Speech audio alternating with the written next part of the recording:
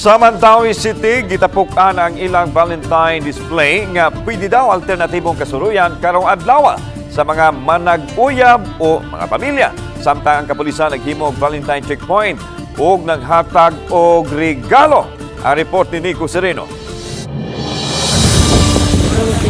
Sa gawas nga bahin sa Mandaue City Hall, gimuntar sa taga Department of General Services ang Valentine selfie spot.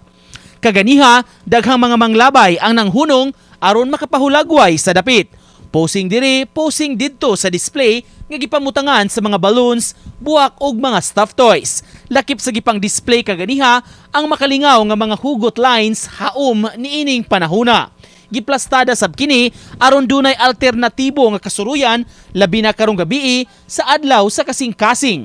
Sa unahang bahin sa plaza mipahimutang sab ang ubay-ubay nga mga vendors. Aminado silang ni mahal gyud kuno ang presyo sa mga buwak maong sagad sa ilang gibaligya giminudo na lang sama sa tag-usara ka rose. Apan duna sa tibuok booking nga baligya. Samtang sa Mandaue gihapon nagpahigayon og checkpoint ang kapulisan kaganiha. Gilangkuban sa mga personnel sa Highway Patrol Group ug Mandaue City Police Office. Apan sorpresa di ay nila sa mga motorista ang regalo nga giapod-apod sa mga tao. Kini ang nagsilbi nilang Valentine's gift nga pamaagi pagpaduol ngadto sa katawhan. Samtang sa Bohol, bisan sa pag-uwan-uwan, padayon gihapon ang pagpamaligya og buwak karong Valentine's Day.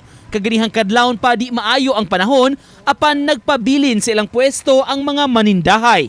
Mga buwak, stuffed toys ug chocolate ang gipamaligya ug may mga customers gihapon nga nag-abot-abot matag karon og unya.